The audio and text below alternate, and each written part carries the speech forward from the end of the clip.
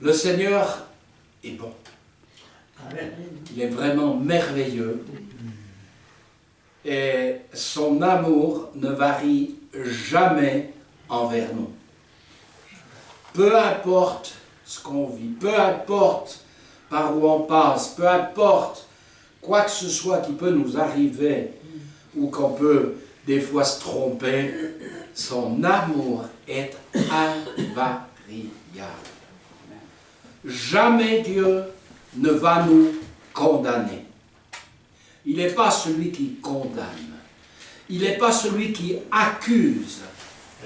Mais il est celui qui nous ouvre ses bras et qui nous dit, écoute, si tu marchais un petit peu plus là, dans cette direction, ça irait tellement mieux. Est-ce que tu es d'accord de venir marcher avec moi dans cette voie?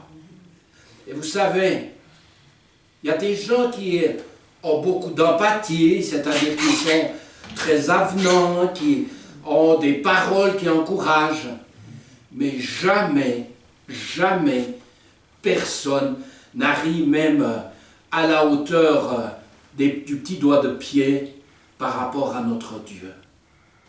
Et vous savez, la force et la puissance de la marche avec Dieu, de marcher dans sa sainteté, dans sa pureté, avec des pensées renouvelées, ne peut se faire que si nous sommes profondément, vraiment touchés par cette compréhension de l'amour de Dieu.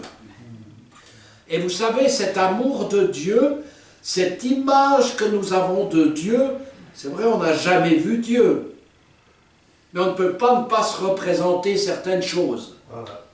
Hein, si je vous dis le mot pain, vous voyez un pain, je ne sais pas si c'est une baguette ou c'est une belle miche de pain, mais c'est comme ça que fonctionne le cerveau. Quand on dit Dieu, moi je ne peux pas vous donner une représentation, mais pour moi il est sur le trône, il est glorieux, il est tellement débordant de lumière, de joie, de paix, de gloire, de louange autour de lui.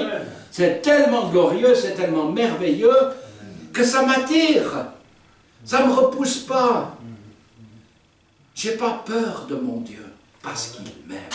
Vous savez, quand Pierre va écrire « L'amour parfait bannit la crainte ». Mais c'est la même chose avec Dieu.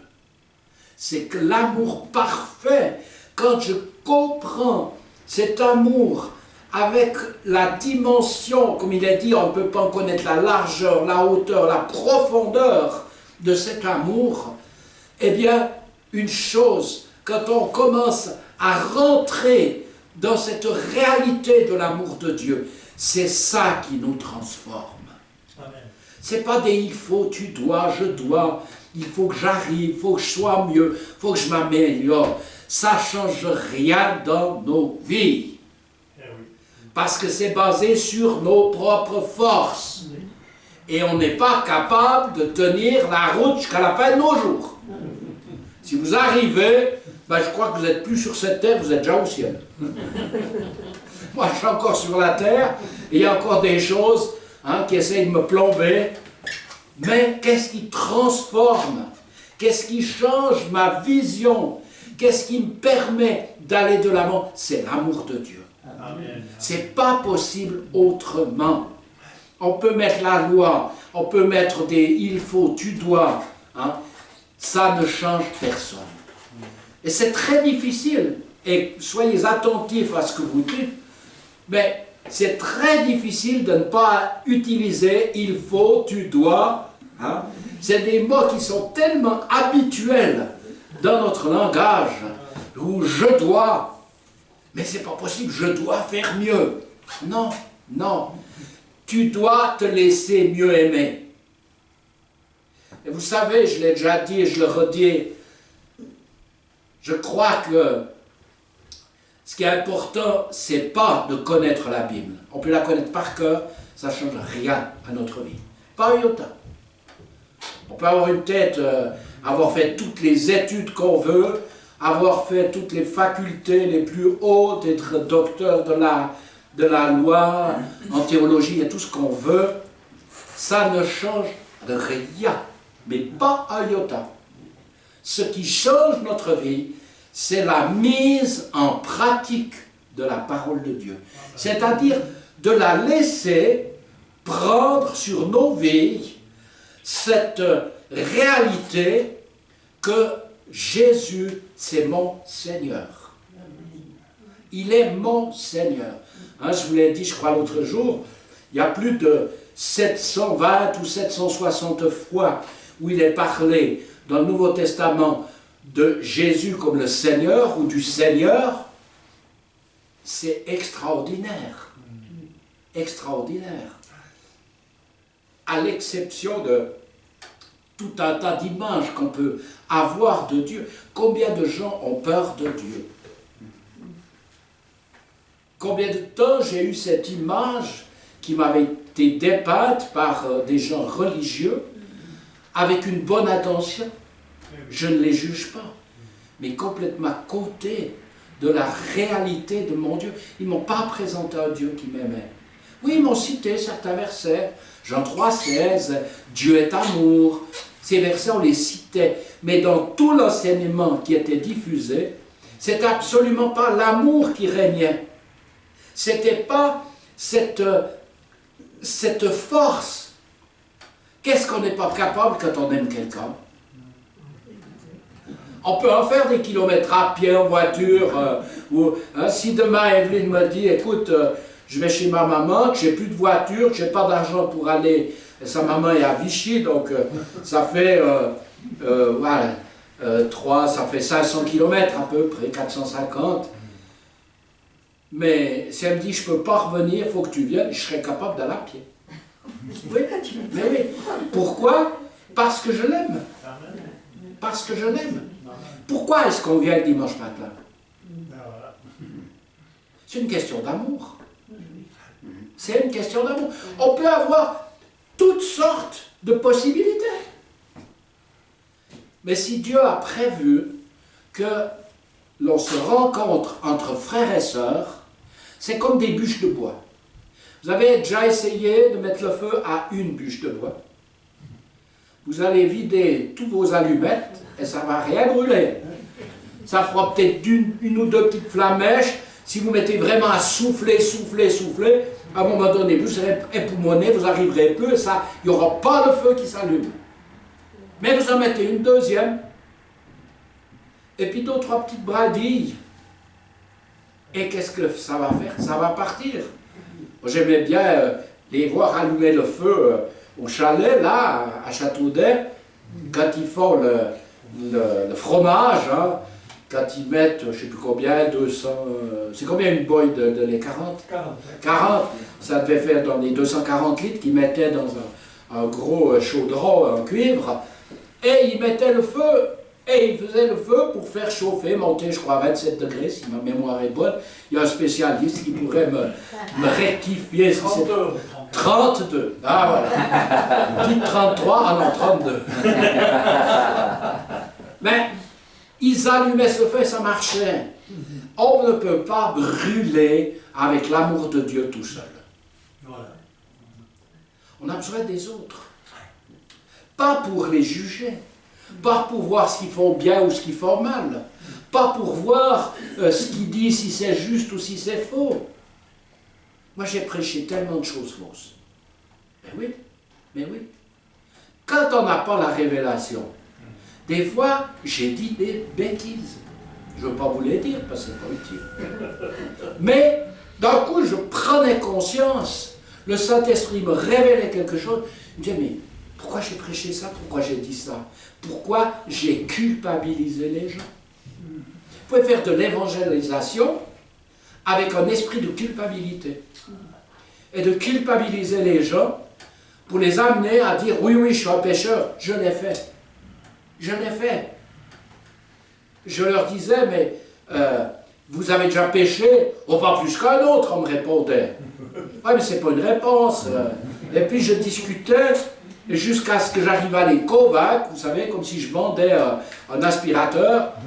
Et au bout d'un moment, la personne me disait, oui, comme tout le monde, on a dit des fois des mensonges, on a dit des fois Alors, on a eu des attitudes qui n'étaient pas justes, mais vous savez que vous allez en enfer à cause de ça. Qu'est-ce qui fonctionnait? C'était la culpabilité.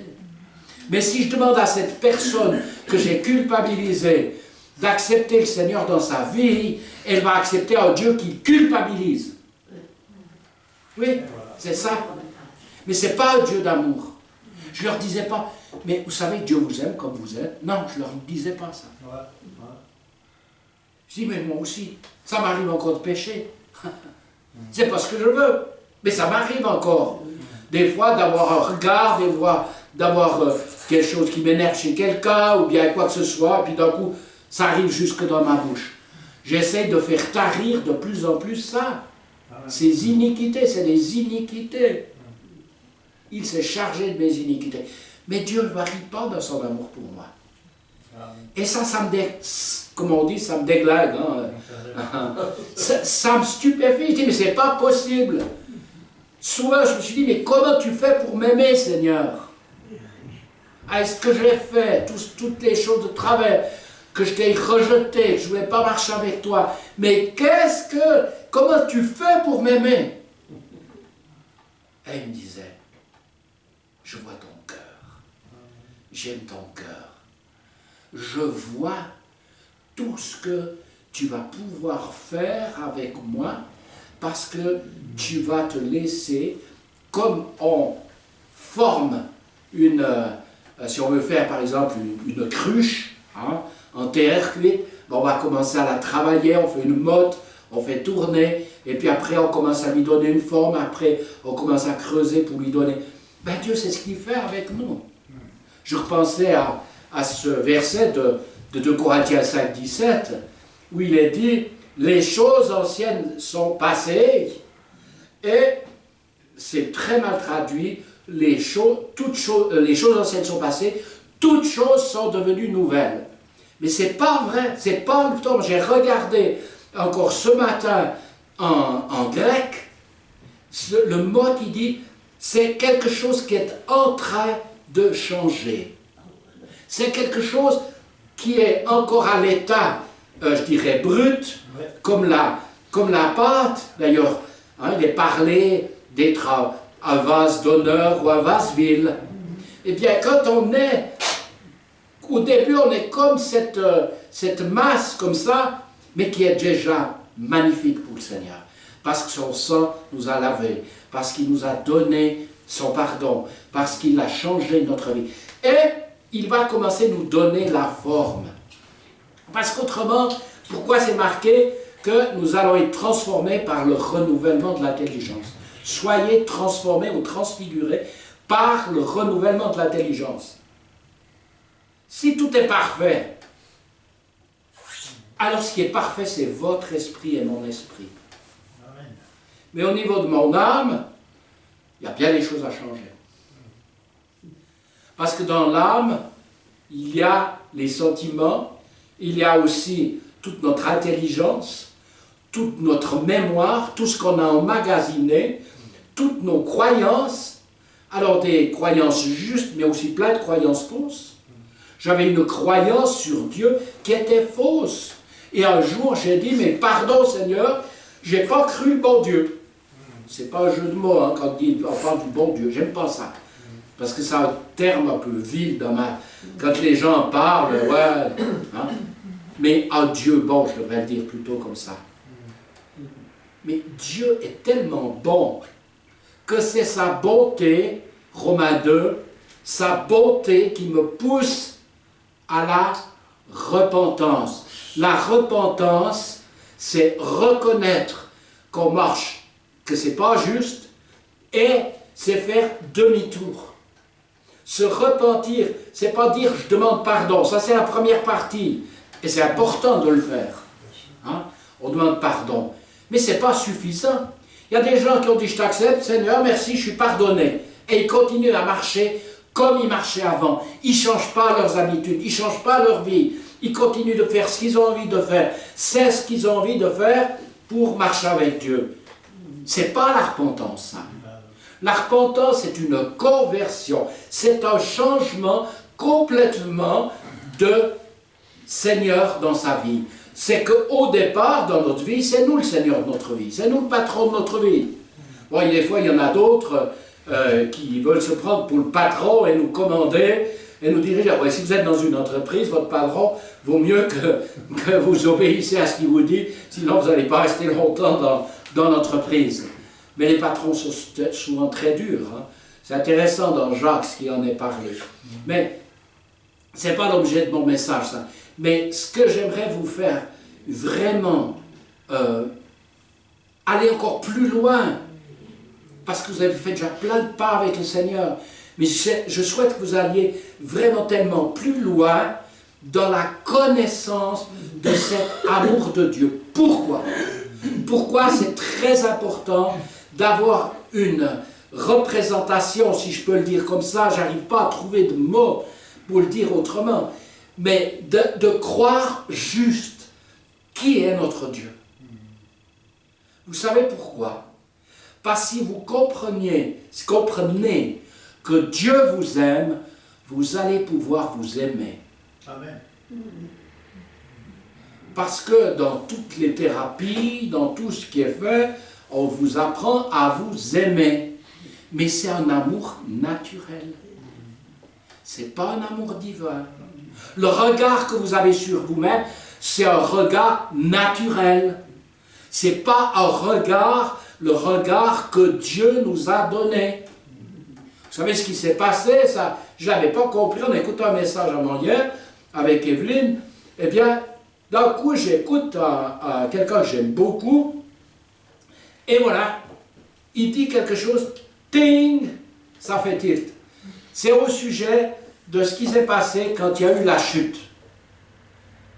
Qu'est-ce que le diable leur a proposé? Il a proposé à Ève, il lui a dit, ah, si tu manges ce fruit, il est beau à voir, hein, il est joli à regarder, et tout ça, il est très précieux pour ouvrir vos yeux. Ouvrir vos yeux. Ah, que je sache, ils n'ont jamais eu des problèmes pour voir Dieu quand ils venaient le trouver. Hein? Tous les jours, ils venaient le voir, ils le voyaient parfaitement. Et vous savez en quoi?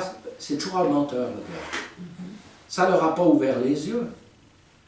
Ça les a rendus aveugles spirituellement. Ça les a rendus aveugles spirituellement, parce qu'après, ils ne pouvaient fonctionner plus qu'avec leurs yeux humains, leurs yeux naturels. Et leurs yeux spirituels ne voyaient plus la grandeur de Dieu. Ils commençaient à voir leurs défauts, entre guillemets, si c'était des défauts. Ils découvrent qu'ils sont nus. Mais qui t'a dit que tu étais nu? Ben, c'est nous, parce qu'on voit maintenant. Et aujourd'hui, notre gros problème, c'est pas de voir Dieu au travers de nos yeux humains, mais c'est de le voir au travers de nos yeux spirituels. Et de voir l'amour qu'il a. Et quand Dieu nous ouvre les yeux spirituels, nos yeux spirituels, hein, prenez le fameux verset de Éphésiens 1, 17, hein, ouvre mes yeux, ouvre nos yeux. Faisons cette prière tous les jours. Ou des fois, plusieurs fois par jour, ouvre mes yeux. Je suis dans une situation, je vois, si on vous dit que vous avez tel problème, vous avez l'image. Vous ne pouvez pas dire, je ne vois rien. Mais vous voyez, vous vous représentez cette chose-là. Et ça, c'est le restant de la chute, je dirais. En cas, c'est quelque chose de bien, ce n'est pas un problème. Mais c'est souvent des choses où ça va pas bien, des fois, où on a un problème maintenant physique. Eh bien, on se l'imagine, non? Hein, si on dit, ben voilà, j'ai mal au genou, ben, je peux voir, je me dis, si mes os et tout ça, je les vois un peu qui commencent à devenir, à plus fonctionner comme il faut, qu'il n'y a plus de ce qu'il faut entre deux. Le cartilage commence à partir, je vois les petits morceaux d'os qui commencent à partir. Je peux imaginer tout un tas de choses.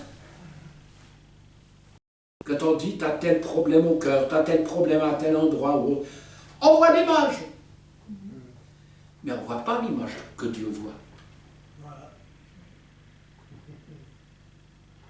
Et l'image que Dieu voit, il vous voit en parfaite condition. Parce que son Fils vous a lavé, vous a purifié, vous a guéri. Et il y a un décalage énorme entre vous, ce que vous voyez et ce que vous sentez. Mais tant que vous ne voyez pas dans l'esprit votre guérison, vous ne pouvez pas la sentir. Parce que si on veut ressentir quelque chose, il faut le voir. Si je vois une belle femme, parce que pour moi, ma femme, elle est belle. Ben oui. Ben, je suis attiré par elle. Je ne sais pas pourquoi. Mais je suis attiré par elle. Ben, je suis reconnaissant. C'est un cadeau de Dieu. Hein? Mais qu'est-ce que je fais quand je regarde ma femme? J'ai des sentiments. J'ai des émotions. Quand je la vois sortir du travail, quand je vais la chercher, quand elle sort de l'hôpital, je la vois arriver, c'est elle. Des fois, il y en a ceux qui sortent en même temps. Mais ce n'est pas les bons. Je n'ai pas la même émotion que quand elle arrive. Mais c'est vrai. Alors, je prends cet exemple, hein, mais on peut en prendre bien d'autres. Prendre bien d'autres. Hein, si on vous dit, tiens, tu sais, si tu vas à tel endroit, ils font des millefeuilles, mais qui sont délicieux, ben, je suis sûr que vous voyez le millefeuille, et puis vous avez peut-être envie de le goûter, ou des fois on goûte déjà. Hein. On le sent dans la bouche, on a un peu loin la bouche. Hein. Si on aime ça, si on n'aime pas, ça ne va rien faire. Hein. Si vous me dites, ah, si tu vas ils nous font ces poissons rôtis et tout ça, vous en faites pas, moi je reste stoïque parce que je ne peux pas manger de poisson. Hein. Tout ce qui est poisson, crustacés, c'est pas moi qui vais manger les huîtres qui sont sur le bord de la fenêtre dehors, ça peut être tranquille. Parce que je n'aime pas. Et que j'ai été malade, et que si j'en mange, je suis malade, vraiment malade. Mais si on me dit, à millefeuille, je ne suis pas contre. Hein, Pascal? Mais on a le ressenti, et quand, admettons que j'ai mal au genou, quand j'ai une douleur, j'ai une image, tout se met, et j'ai une émotion. Mais si tout de suite je ne réagis pas de me voir comme Dieu me voit, et en plus avec des yeux mais pleins d'amour, si ma femme a mal quelque part, est-ce que je vais lui dire, secoue-toi, va chez le médecin? Si elle a mal au dos, je dis que je te masse le dos, ou je ne sais pas, si je peux faire quelque chose. Parce que, par amour pour elle, j'ai envie que ça s'arrête. Mais Dieu, il nous aime tellement plus, à des niveaux tellement supérieurs. Quel regard Dieu a sur toi quand tu as un problème, que ce soit de santé, un problème dans ta tête? Des fois, on a des choses qui viennent, des difficultés qui vont nous créer des angoisses, des peurs, hein, des fois sur notre famille, sur tout un tas de choses. Alors, direct, quand on a l'information que, par exemple, un enfant est tombé, puis il a tapé sa tête, on ne sait pas ce que c'est, mais on a peur que ce soit grave. Mais tout de suite, on s'imagine, est-ce qu'il coule, est-ce qu'il y a du sang qui coule de son oreille? Tout de suite, on a un film qui se fait, un petit film qui se fait. Et si je ne réagis pas tout de suite, en disant, oui, il est tombé, mais la main du Seigneur est sur lui. Amen. Il est celui qui le rétablit, quoi que ce soit qui est, et je ne vais pas commencer à regarder, à essayer d'aller chercher de plus en plus d'informations là-dessus. À propos, je fais une parenthèse, mais vous allez la comprendre. Si vous avez quelque chose, un problème quelque part, si vous allez sur Internet, vous tapez ce qui vous semble être le problème, vous allez avoir une pile comme ça de dossiers qui vont vous dire tout ce que vous avez, et quand vous avez fini, vous n'avez plus un gramme de foi. Parce que le problème qui était épais comme si vous tenez une petite cacahuète dans la main, c'est devenu une boule énorme en plomb. Non, n'allons pas chercher. Voilà notre Internet. Pour ceux qui écouteront, je soulève ma Bible et je la présente à l'auditoire. Ça, c'est mon Internet. C'est là où je vais chercher la vraie réalité. Pas celle que le diable a tordue quand il a fait pécher Adam et Ève, mais celle où Dieu m'a rendu ma vue. Vous savez, il y a un verset qui me vient en tête en disant « Il m'a rendu ma vue ». Dans Job, il y a un verset magnifique. où il a dit « Il m'a rendu mon innocence ». Il m'a rendu mon innocence. C'est comme s'il y avait une remise à zéro du regard que j'ai sur moi au travers, en repensant à tout mon passé. Et c'est extraordinaire ce verset. Seigneur, ouvre nos yeux, ouvre mes yeux, pour que cette parole n'ait pas simplement une information, mais que ce soit une réalité qui m'ouvre les yeux. Seigneur, que cette parole nous ouvre les yeux pour qu'on se voit innocent. Amen. Mais c'est important. C'est important. Avant, je me disais, vous savez, vous connaissez bien ce verset, tu aimeras ton prochain comme toi-même. Mais si je regarde mon prochain, je le regarde avec quels yeux? Mes yeux naturels. Non? J'ai besoin de faire, je dirais, une démarche ou un acte de foi, ou dire, Seigneur, fais-moi voir cette personne comme tu la vois. Et on vous l'avait déjà partagé il y a pas mal de temps, mais il y a un homme un jour qui vient dans une autre église, pas l'église où il était, c'était un homme qui marchait vraiment complètement de travers, il était pédophile, il avait toutes les tares qu'on peut dire. Et le pasteur appelle un autre pasteur, et cet autre pasteur, oui, allô? Ah, mais écoute, je t'envoie un tel, on ne peut plus rien faire pour lui, on l'a envoyé pour faire des thérapies, tout un tas de choses chez les chrétiens, ça ne marche pas, c'est une catastrophe, on ne peut plus rien pour lui, moi je le jette dehors de mon église. Je veux plus ce mec-là dans cette église. Mon église, faites ce que vous voulez, mais je vais bien aller voir là-bas. Et pourquoi cet homme a été voir ce couple pastoral? Il était voir parce que un jour, il avait été prêché dans cette fameuse église où il était. Et quand il s'est approché, eh bien, ils ont prophétisé sur lui. Et ils ont dit des bonnes choses sur lui. Et le pasteur, quand il l'a écouté, il a dit, mais c'est pas des prophètes. Hein. Parce que ce qu'ils sont en train de dire, s'ils savaient le mec que c'est, mais jamais il dirait des choses comme ça. Mais comme il fallait qu'ils se débarrassent, ils espéraient qu'il allait récupérer puis que c'était eux qui allaient avoir des problèmes. Qu'est-ce qu'il a fait? Le gars, parce qu'il avait eu cette parole, il a été. Parce qu'il se voyait comme il était, et il le savait bien, et il en souffrait, et il avait des pulsions qu'il n'arrivait pas à gérer. Mais il était. Et quand il était là-bas, ce couple pastoral, ils font quelque chose de très intéressant. Parce qu'ils ont reçu ça du Seigneur. Quand une nouvelle personne vient, qu'est-ce qu'ils font? Ils lui disent, par exemple, s'ils viennent au culte, venez dans notre bureau. Ils viennent dans le bureau et ils disent, on va prophétiser sur vous. Ils ne leur demandent rien, et là, ils prophétisent sur la personne. Et là, ils prophétisent sur cet homme, ils le prennent dans le bureau donc, et ils prophétisent qu'il va servir Dieu et tout un tas de choses. Et il était avec sa femme. Et sa femme dit, mais ils sont à la masse. Ils n'ont rien compris. C'est pas possible. Comme il est tordu, mais il est tordu, personne n'arrivera jamais à le détordre. C'est fini. Alors elle était complètement par terre en se disant, mais vraiment, ils sont complètement marteaux, ces gens. Et eux, ils ont dit à cet homme, venez chez nous. On va vous loger à la maison. Et on va s'occuper.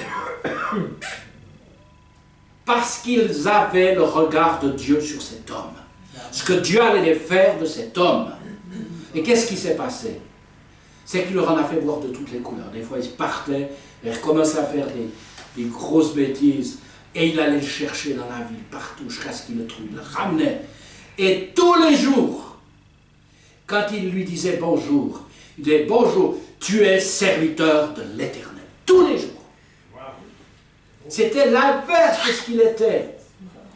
Mais petit à petit, la puissance de l'amour de Dieu a commencé de faire fondre ce cœur dur, tortueux, et a commencé de guérir ce cœur. Et aujourd'hui, cet homme est serviteur de Dieu et il prêche. Amen. Et il a une vie. Ok. Mais qu'est-ce qui a changé? Le regard de Dieu. Amen. On aurait pu lui dire, mais écoute, si tu viens là, on sait le passé que tu as, à la moindre écartade, tu dégages. En général, c'est ce qui se passe. Eh bien non. Le regard d'amour de Dieu a changé cet homme. Et ce couple a fait un travail extraordinaire, où Dieu fait des miracles et des choses extraordinaires. Simplement, pourquoi? Parce qu'ils ont appris. Vous savez, la définition du ministère de prophète, vous savez ce que c'est? Celui qui a l'œil ouvert sur la vision du Tout-Puissant.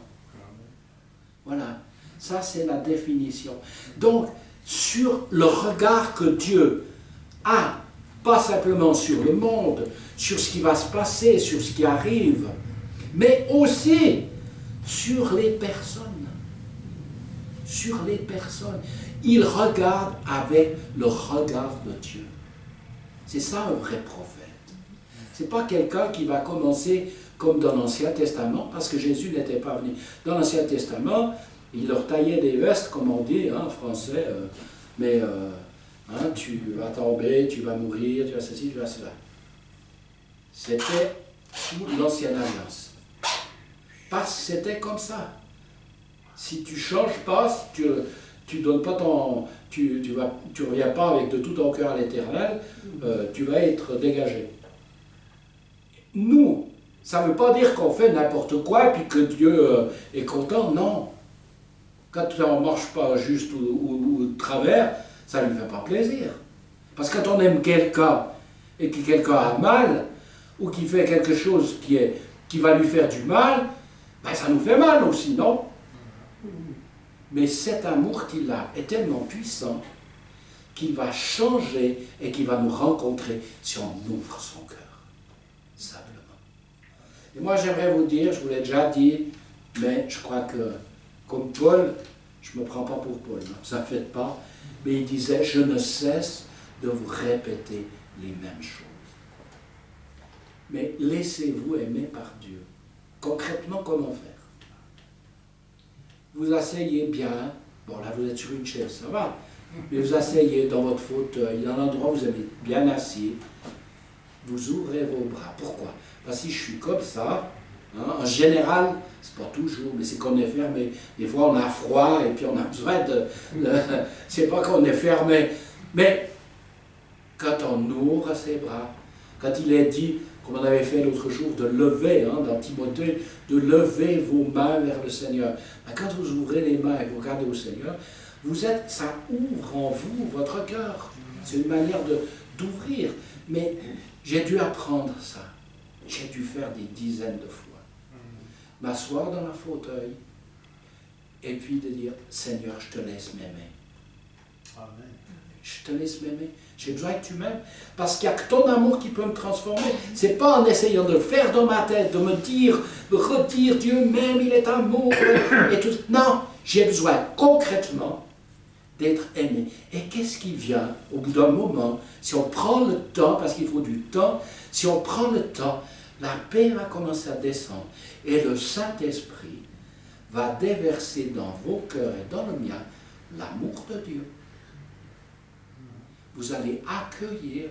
Pourquoi être renouvelé du Saint-Esprit? Parce qu'on a besoin d'être renouvelé de l'amour de Dieu. Amen. Amen. Si on laisse l'amour de Dieu pénétrer notre vie, ça va changer, ça va commencer d'ouvrir nos yeux sur des réalités spirituelles qu'on ne peut pas voir avec les yeux de la chair. Comment ouvrir ses yeux? Comment vivre et mettre au moins une manière de mettre en pratique ce verset, c'est se laisser aimer par l'amour de Dieu. Amen. Amen. Seigneur, je bénis mes frères et sœurs. Seigneur, nous les aimons, Seigneur. Tu les as mis dans nos cœurs parce que ton amour est en nous, comme ton amour est en eux. Mais Seigneur, on en veut plus. Amen. Remplis ton peuple de cet amour qui va faire disparaître les craintes, les peurs, les mauvaises prévisions sur notre vie, sur notre santé, sur notre famille qu'on peut avoir. Si ton amour ne remplit pas notre cœur, on peut voir les choses des fois très en noir. Mais ton amour en nous, ton amour qui est une puissance de vie, mais extraordinaire, puisque c'est par amour que tu as parlé au commencement et que ce monde a été créé, que tout a été créé. C'est par amour que tu l'as fait. Tu nous as créés par amour. Tu as voulu que mes sœurs et mes frères existent parce que tu les aimes. C'est par amour pour eux que tu les as faits. Alors Seigneur, je veux vraiment bénir chacun et chacune. Et je prie, Seigneur, que nos yeux spirituels s'ouvrent encore plus sur la grandeur de cet amour réel que tu as pour nous. On ne veut pas seulement en avoir l'idée, mais on veut rentrer dans une réalité. Et il n'y a que ton esprit qui est déversé en nous qui peut nous faire rentrer dans cette dimension où même les mauvaises nouvelles n'ont presque plus d'impact ou plus du tout parce qu'on sait que ton amour est là et que tu es en contrôle de toutes choses. Alors merci Seigneur. Oh, soyez bénis au nom de Jésus. Que cette semaine soit une semaine de grâce et de paix. Que son amour soit déversé en abondance dans vos vies. Que ça, vous pouvez savoir, avoir cette assurance que rien de mal ne va vous arriver parce que son amour est là, vous garde, vous guide, vous protège et vous emmène de plus en plus loin dans cette grâce de Dieu. Et vous êtes sous la protection du Tout-Puissant, la protection du sang de Jésus pour vous, pour vos familles, pour vos affaires, en toutes choses, dans vos déplacements, au nom de Jésus. Amen. Amen.